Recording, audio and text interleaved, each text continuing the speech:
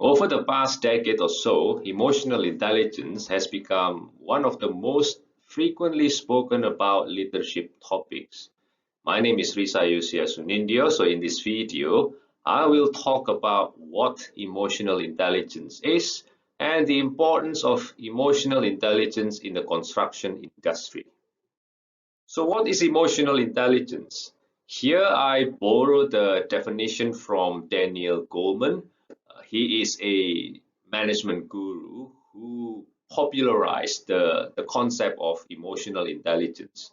So Daniel Goleman defined emotional intelligence as the capacity for recognizing our own feelings and those of others, for motivating ourselves, and for managing emotions well in ourselves and in our relationships.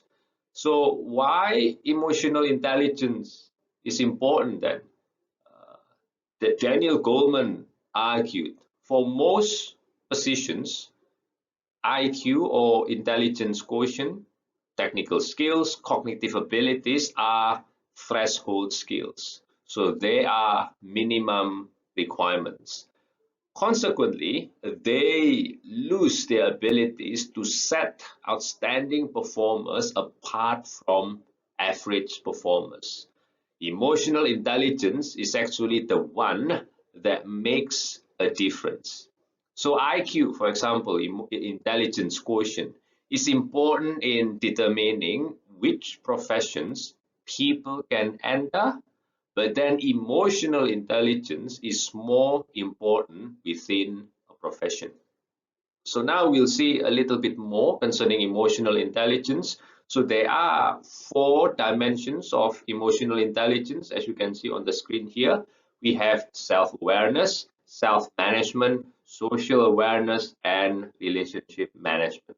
And then under the four dimensions, we can see different competencies as well, which people need to learn to develop their emotional intelligence. So now let's see each dimension one by one. First, self-awareness. Self-awareness is about recognizing and understanding one's own emotions, strengths, weaknesses, needs, drives, values, and goals. So when it comes to self-awareness, I think there are three questions which we need to consider. The first one, what are my strengths? It's very important for us to identify our strengths and learn to apply them to produce results. We actually need to improve our strengths and acquire complement skills and knowledge. So some people, they focus on improving their weaknesses.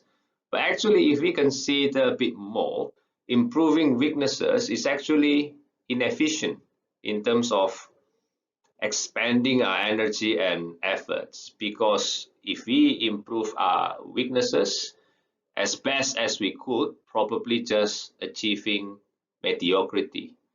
But if we focus on our strengths, if we improve our strength, then this is the secret to become star performers. So that's the first question. We need to know what our strengths are. Now the second question, how do I perform? So this question is important because individuals' ways of performing can be altered, but cannot be changed completely, as they are determined by their personalities. So therefore, individuals have to recognize the styles they perform best in working and learning, and focus their efforts to employ and improve the ways they perform. So that's the second question. The third question, what are my values? So values are principles of life that we hold dear. It is important that these values are compatible, for example, with the organization's values. Otherwise, the work may not appear to be worth doing, which will lead to frustration and non-performance. performance. And after we have the answers for those three questions, then we can actually answer the last question. And the last question is, where do I belong? So this question again is important because knowing where we belong can transform us, like ordinary people, hardworking and competent, but maybe just mediocre, into star performers. So that's the principle of self-awareness. We need to understand our strength, focus on our strength. We need to know how we perform. We need to know our values. Then from there, we can decide where we belong. When we have high self-awareness, then we can assess ourselves more realistically. And this self-awareness also can lead to self-confidence. And then we can learn to play based on our strength, which can help us to become star performers. The second dimension, self-management. It involves keeping our own emotions under control and understanding how the emotions we display can affect other people. So self-management is also about controlling or redirecting disruptive impulses and moods. I think a simple example is that we need to think before acting. We need to be reasonable. These are expressions of self-management. Self-management is also related with self-motivation. So we are self-motivated people are those that constantly hold themselves to a high standard. They set and strive for clear goals, and also because of their self-motivation, they can motivate others to do the same. They have a drive to achieve beyond expectations and also beyond money and status. The third dimension is social awareness. This is about understanding the feelings and emotions of other people. People with high social awareness can thoughtfully consider the feelings of others before making decisions. In the context of an organization, social awareness also can help people to understand organizational culture. So how people operate within the organization. And later on, this understanding can be used to shape the way we act and the way we manage our relationships. Finally, the last dimension is relationship management. So this is the culmination of the previous three dimensions. First, we need to understand ourselves. The second one, we need to manage ourselves. And then the third one, we need to understand the emotions of other people. And then finally, in this dimension, we use what we understand concerning ourselves and concerning other people to manage relationships and build networks. In a sense, relationship management is about friendliness with a purpose. And people with high relationship management will be able to influence other people effectively because they can adapt their behavior depending on the context, depending on the situation, so they can incite or they can attract or they can draw the desired responses from other people. So therefore, they can influence others effectively. Another output of high level of relationship management is the ability to manage conflict effectively, the ability to develop and retain people, and finally, relationship management is also the foundation of effective leadership. Now let's see the importance of emotional intelligence in the construction industry. So I have done some research on emotional intelligence in construction. I assessed the level of emotional intelligence of construction professionals. So construction professionals tend to have an average level of emotional intelligence. So that's completely fine. So in this particular research, I attempted to link emotional intelligence and project performance. And I found that emotional intelligence has a strong association with cost performance and quality performance.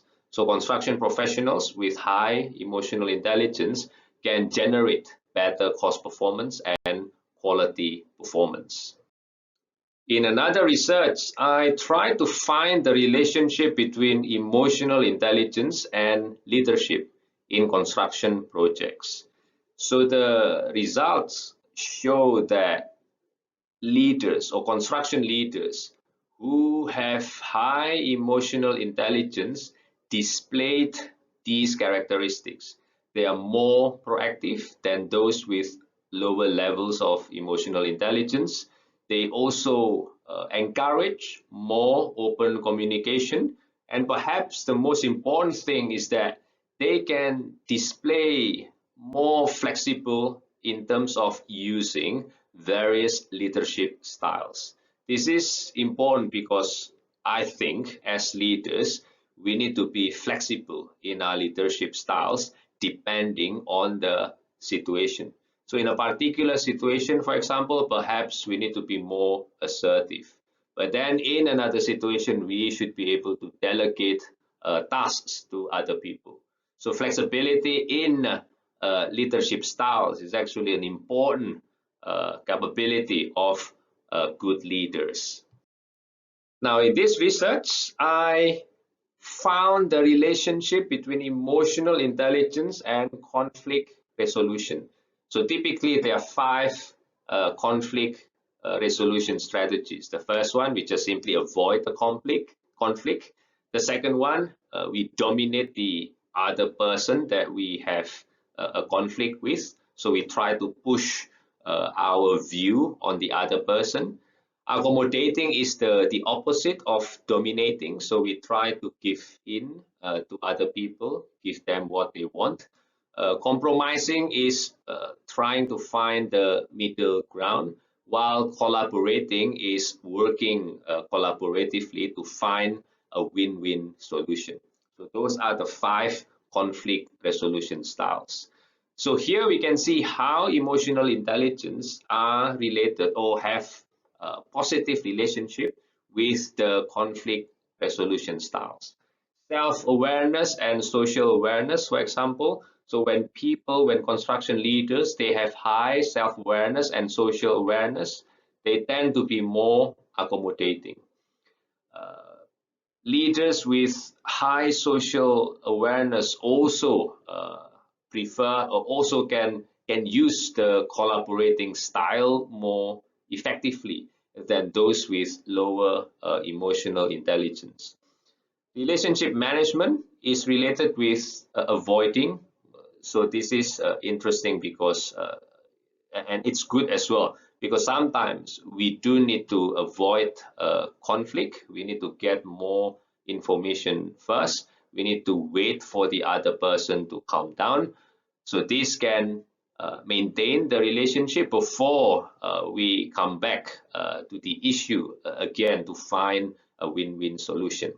And finally, the last one, you can see that overall emotional intelligence is also positively related with the collaborating conflict resolution style. And another important outcome that I got is that one, the last box on the right-hand side, higher emotional intelligence. So people with high emotional intelligence, they are more comfortable in using different styles. So this is the same like the relationship between emotional intelligence and leadership in the previous slide. So again, this flexibility is important. So construction leaders can manage a conflict using different styles depending on the situation. The last example I want to give is this one, the relationship between emotional intelligence and construction safety. So you can see the like the house framework on the left hand side, and the ones in the red circles are actually the dimensions of emotional intelligence.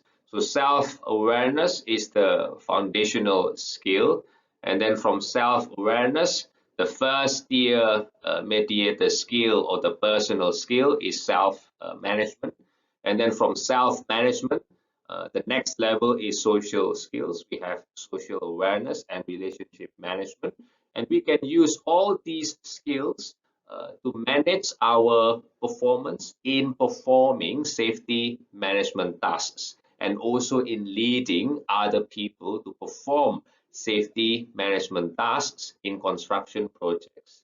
And all this will lead to safety climate development, which is the outcome of all the skills and all the activities performed.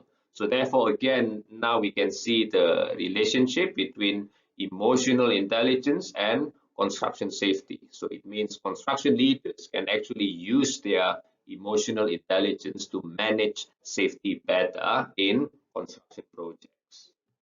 So a quick concluding remark. In this video, we learn or we discuss what emotional intelligence is, and also the importance of emotional intelligence in the construction industry. So today, I think it's very important for us to develop our emotional intelligence. There are 4 dimensions that we need to develop. The first one, self-awareness. We need to know our strengths and work on our strength to achieve good performance rather than focusing on improving our weaknesses. We also need to know the way we work or how we perform. We need to know our values, and by using this understanding, we know where we belong. The second one, self-management. We need to learn to control our impulses and disruptive emotions. We need to know how to self-motivate ourselves. The third one, social awareness. So after we understand concerning ourselves, after we are able to manage ourselves, then we need to understand the emotions of other people. And from the understanding, finally, we have the 4th dimension, which is relationship management. So after, again, we understand ourselves, we understand other people, we use those understandings to manage our relationships effectively. So I hope you enjoyed the video today, and I hope you found the video informative. Thank you.